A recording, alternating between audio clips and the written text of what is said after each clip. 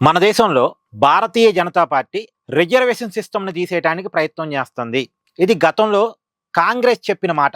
కాంగ్రెస్ బలంగా ఈ విషయాన్ని జనంలో తీసుకెళ్ళడానికి ప్రయత్నం చేసింది. ఇప్పుడు తెలంగాణ కాంగ్రెస్ ముఖ్యమంత్రి రేవంత్ రెడ్డి కూడా ఈ మాట మాట్లాడారు. రాహుల్ గాంధీ అనేక సార్లు మాట్లాడారు.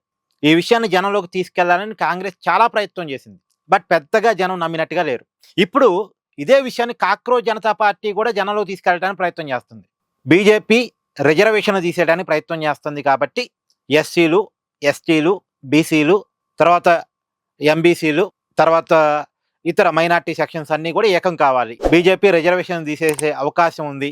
మీరంతా బీజేపీకి వ్యతిరేకంగా కాక్రోచ్ జనతా పార్టీతో కలిసి పోరాటం చేయాలి రిజర్వేషన్ల కోసం అని చెప్పేసి ఈ మాట బలంగా చెప్పే ప్రయత్నం చేస్తుంది కాక్రోచ్ జనతా పార్టీ. ఇదంతా ఎందుకు చేస్తుందంటే బీజేపీకి వ్యతిరేకంగా ఎస్సీలను, ఎస్టీలను, బీసీలను మార్చడం కోసం ఒకటి, రెండోది వాళ్ళందరినీ తన వెనకాల ర్యాలీ చేసుకోవడానికి. ఇప్పుడు రిజర్వేషన్లు తీసేస్తున్నారు అంటే ఆ వర్గాలన్నీ కాక్రోచ్ జనతా పార్టీ వెనకాల ర్యాలీ అవుతాయి కదా, ఆ ఉద్దేశంతో చెప్తున్న మాట. గతంలో ఇలాంటి ప్రయత్నం కాంగ్రెస్ చేసింది, ఇప్పుడు అదే ప్రయత్నాన్ని కాక్రోచ్ జనతా పార్టీ చేస్తుంది. ఒక విషయం ఏంటంటే ఈ దేశంలో రిజర్వేషన్లు తీసేసే దమ్ము ఏ రాజకీయ పార్టీకి లేదు. ఒకదాన్ని అలవాటు చేసిన తర్వాత, అది రిజర్వేషన్లు కావచ్చు, స్కీమ్స్ కావచ్చు, ఏదైనా సరే ఒకదాన్ని అలవాటు చేసిన తర్వాత తీసేయటం అనేది అంత ఈజీ కాదు. రెండోది, కాకపోతే రిజర్వేషన్లు ఉన్నాయి కానీ రిజర్వేషన్ ఎక్కడ ఇస్తారు? గవర్నమెంట్ ఇన్స్టిట్యూషన్స్లో ఇస్తారు, గవర్నమెంట్ ఉద్యోగాలు ఇస్తారు. అసలు గవర్నమెంట్ ఉద్యోగాలు ఎక్కడ నింపుతున్నారని, ఎన్ని నింపుతున్నారని, దేశవ్యాప్తంగా ప్రభుత్వ రంగ సంస్థల్లో ఎన్ని ప్రభుత్వ ఉద్యోగాలు పడుతున్నాయి చెప్పండి, ఎన్ని రాష్ట్ర ప్రభుత్వాలు ఎన్ని నోటిఫికేషన్స్ ఇస్తున్నాయి చెప్పండి.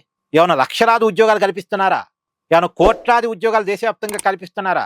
ఉద్యోగాలన్నీ ప్రైవేటే. గవర్నమెంట్లో కూడా కాంట్రాక్ట్ బేస్ వచ్చింది, అవుట్ సోర్సింగ్ వచ్చింది. ఈ ఉద్యోగాలు ఎక్కువ అసలు ఉద్యోగాల కంటే. అవుట్ సోర్సింగ్, కాంట్రాక్ట్ బేస్కి రిజర్వేషన్ ఎలాగూ ఉండదు. ప్రైవేట్ ఉద్యోగాలు రిజర్వేషన్ ఉండదు. ఇప్పుడు ఒకప్పుడు గవర్నమెంట్ యూనివర్సిటీలు బలంగా ఉన్నప్పుడు రిజర్వేషన్ సిస్టమ్ అవకాశం ఉండేది, అవసరం ఉండేది.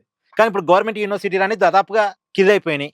ఎక్కడ కొన్ని యూనివర్సిటీలు ఉన్నాయేమో కానీ బలంగా దాదాపు అంతా ప్రైవేట్ డీమ్డ్ యూనివర్సిటీలు, అంతా కార్పొరేట్ ఎడ్యుకేషను, అంతా ప్రైవేట్ ఎడ్యుకేషను. ప్రైవేట్ ఎడ్యుకేషన్లో, కార్పొరేట్ ఎడ్యుకేషన్లో ఎలాగో రిజర్వేషన్స్ లేవు. సో రిజర్వేషన్ల పరిధి పరిమితి ఎట్లాగో తగ్గింది అంటే మారుతున్న కాలంతో పాటు ఆటోమేటిక్గా తగ్గింది. నిజానికి రిజర్వేషన్లు ఏమి పర్మనెంట్గా ఉంచాలని తీసుకొచ్చిందేం కాదు.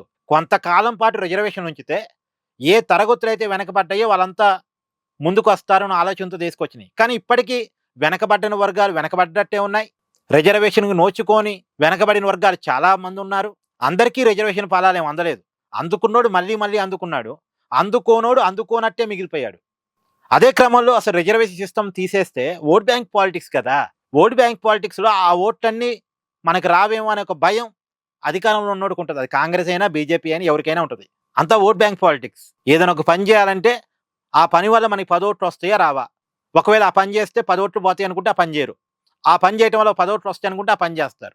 మన భారతదేశంలో ఈ పని తప్పు, ఈ పని కరెక్ట్ అన్నదానికంటే కూడా ఈ పని వల్ల 10 ఓట్లు వస్తాయా, ఈ పని వల్ల 10 ఓట్లు పోతాయి, ఇది మాత్రమే క్యాలిక్యులేషన్.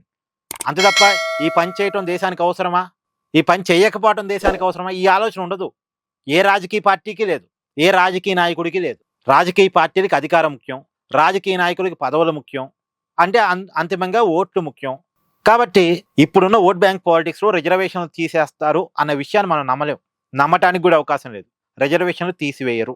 ఇంకా రిజర్వేషన్లు పరిధిని పరిమితిని ఎప్పటి నుంచో తగ్గిస్తూ వస్తున్నారు. ఆ విషయాన్ని ఎవరైనా గమనించి మాట్లాడగలిగితే బాగుంటుందేమో. గవర్నమెంట్ ఎడ్యుకేషన్ చంపేశారు, గవర్నమెంట్ హెల్త్ని చంపేశారు, మొత్తం ప్రైవేటు. ప్రభుత్వ ఉద్యోగాల్లో కోతలు వచ్చినాయి, పర్మనెంట్ ఉద్యోగాల బదులు కాంట్రాక్ట్ బేస్ అవుట్ సోర్సింగ్లు వచ్చాయి. ఇది ఎవరైనా మాట్లాడితే బాగుంటుందేమో కానీ ఇక రిజర్వేషన్స్ అనేది అది ఉన్నంత వరకు ఉంచుతారు.